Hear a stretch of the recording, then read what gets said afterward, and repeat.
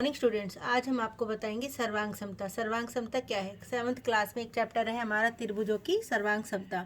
तो उससे पहले हमें सर्वांग समता का मीनिंग पता होना चाहिए कि सर्वांग समता होती क्या है। जैसे कि इसके नाम से ही स्पष्ट है, सर्व अंग समता। यानी सर्व का मतलब होता है सारे, अंग का मतलब अंग और समता का मतलब बराबर। अब अंग अंग क्या है? गणित की भाषा में अंग हम बोलते हैं भुजाओं को और कोण को। यदि किसी आकृति की भुजाएं और कोण, ये सारे के सारे क्या होते हैं? हमारे गणित में अंग होते हैं। तो दो आकृतियां सर्वांगसम कहलाती हैं यदि वे एक दूसरे को पूरी तरह से ढक लेती हैं। अब मैंने यह दो आकृतियों का फिगर बनाया, एक है F1 और एक है हमारी F2। यदि मैं F1 और F2 को एक दूसरे के ऊपर ढकूं और ये एक दूसरे को पूरी तरह से ढक ले, यानी ना कोई आकृति बड़ी हो ना कोई छोटी हो, तो हम कहेंगे कि F1 और F2 आकृति हमारी क्या है? सर्वांगसम है। ये हमारा किस चीज़ का निशान है? सर्वांगसम का। ऐसे ही हमारी होती है रेखाखंडों में सर्वांग समता। अब रेखाखंड कैसे होंगे सर्वांगसम? मेरे पास दो रेखाखंड है, एक AB और एक CD। यदि CD रेखाखंड को मैं AB के ऊपर रखूं तो ये एक दूसरे को क्या करेंगे? पूरी तरह से ढक लेंगे। यानी इनकी जो लंबाई है वो क्या है? बिल्कुल बराबर है। यानी अगर AB 5 सेंटीमीटर है तो इसका मतलब क्या है? CD भी हमारी 5 सेंटीमीटर है। तो दो रेखाखंड हमारे सर्वांगसम कब होंगे? यदि उनकी लंबाई बराबर हो। यदि उनकी लंबाई छोटी बड़ी है तो वो सर्वांगसम नहीं होंगी। अब आती है हमारी कोनों में सर्वांगसमता। कोनों में सर्वांगसमता क्या होती है? मेरे पास ये दो कोण है ABC और ये मेरा क्या है? PQR। अब ABC का मान भी कितना है? 40 डिग्री और PQR का मान भी क्या है? 40 डिग्री। तो इसका मतलब ये दोनों कोण क्या है? बिल्कुल बराबर है। तो कोण ABC और कोण PQR हमारे क्या होंगे? सर्वांगसम होंगे। तो यदि दोनों कोणों का माप अगर बराबर है तो वे हमारे सर्वांगसम कोण होंगे। लेकिन ये नहीं कि एक 40 का है और एक 50 का है तो वो सर्वांगसम हो गए, नहीं। कोणों का माप क्या होना चाहिए? बिल्कुल बराबर। अब आते हैं हम जो हमारा चैप्टर है त्रिभुजों की सर्वांग समता। अब हमें पता है त्रिभुज के कितने अंग होते हैं? त्रिभुज के हमारे 6 अंग होते हैं। त्रिभुज की 3 तो भुजाएं होती हैं और क्या होते हैं? 3 ही हमारे कोण होते हैं। तो इन 3 भुजाओं और 3 कोणों के आधार पर ही हमारी त्रिभुजों की सर्वांग समता होती है। अब मेरे पास दो त्रिभुज है, त्रिभुज ABC और त्रिभुज PQR। तो ये दोनों त्रिभुज हमारी समरूप सर्वांगसम कब कही जाएंगी? जब ये दोनों त्रिभुज एक दूसरे को पूरी तरह से ढक लेगी। यदि मैं त्रिभुज ABC के ऊपर त्रिभुज PQR रखूं या त्रिभुज PQR के ऊपर त्रिभुज ABC रखूं तो ये दोनों एक दूसरे को पूरी तरह से क्या करेंगी? ढक लेंगी। तो त्रिभुज ABC और त्रिभुज PQR हमारी क्या है? सर्वांगसम है। तो त्रिभुज ABC हमारी सर्वांगसम है त्रिभुज PQR के। लेकिन त्रिभुजों की सर्वांगसमता के लिए हमारी कुछ नियम है, जिन नियमों के आधार पर ही हम किसी त्रिभुज को सर्वांगसम कह सकते हैं। हमारा पहला नियम है SSS। S का मतलब क्या होता है? साइड साइड साइड साइड, यानी भुजा भुजा भुजा। नियम: यदि एक त्रिभुज की तीनों भुजाएं क्रमशः किसी दूसरे त्रिभुज की संगत भुजाओं के बराबर हों तो दोनों त्रिभुज हमारी सर्वांगसम होती है। एग्जाम्पल के थ्रू हम समझाने की कोशिश करते हैं। एक त्रिभुज दी हुई है मुझे ABC और एक त्रिभुज दी हुई है मुझे क्या? PQR। इसमें AB का मान हमारा कितना है? 5 सेंटीमीटर। तो यहाँ पर हमारा PQ का मान कितना है? 5। यहाँ पर BC मेरा 7 है, यहाँ पर QR मेरा कितना है? 7। AC मेरा यहाँ 6 है, यहाँ पर मेरा PR कितना है? 6।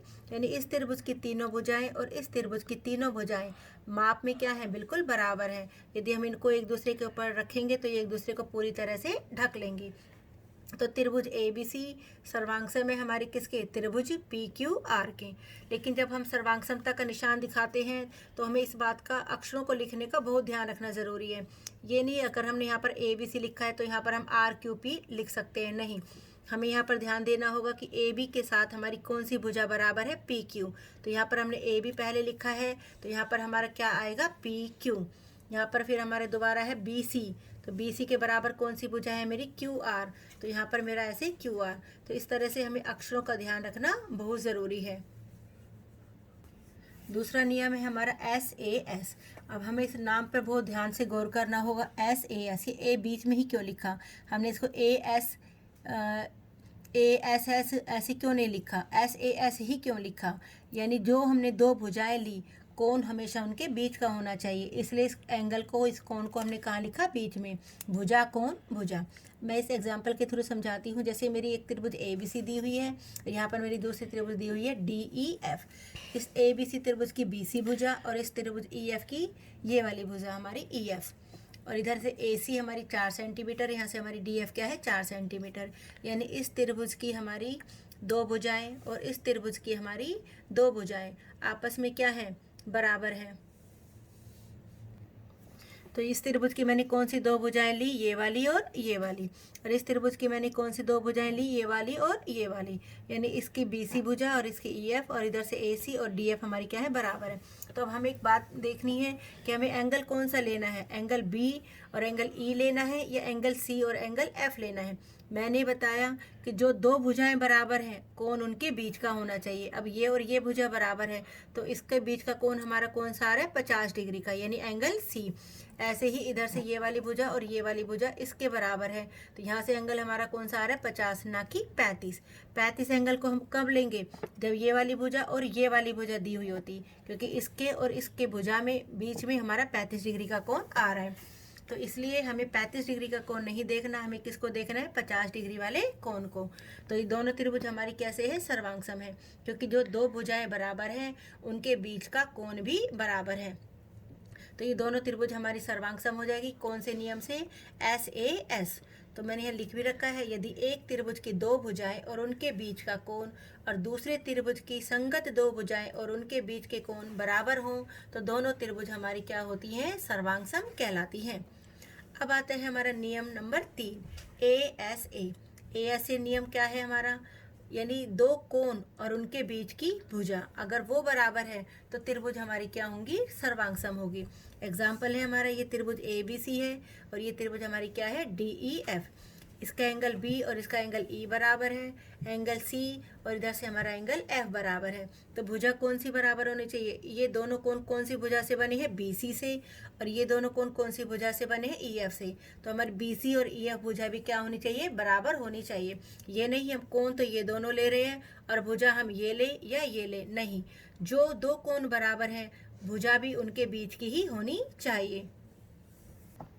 तो त्रिभुज ABC सर्वांगसम है त्रिभुज DEF की कौन से नियम से, ASA। यदि एक त्रिभुज के दो कोण और उनके अंतर्गत भुजा किसी दूसरे त्रिभुज के दो संगत कोण और उनके अंतर्गत भुजा के बराबर हो तो त्रिभुज हमारी सर्वांगसम होती है कौन से नियम से, ASA। अब आता है हमारा रोल नंबर 4, RHS। ये RHS क्या है, R से मतलब है राइट एंगल यानी 90 डिग्री का कोण, H का मतलब होता है हाइपोटेन्यूस यानी कर्ण, S का मतलब होता है साइड यानी भुजा। अब RHS नियम से हमें पता चल रहा है कि कौन सी त्रिभुज पर लागू होती है, समकोण त्रिभुज पर। तो मैंने लिखा हुआ भी है RHS नियम समकोण त्रिभुज पर लागू होता है। यदि किसी समकोण त्रिभुज का कर्ण और एक भुजा यदि किसी दूसरे समकोण के कर्ण और एक भुजा के बराबर हो तो त्रिभुज हमारी सर्वांगसम होती है।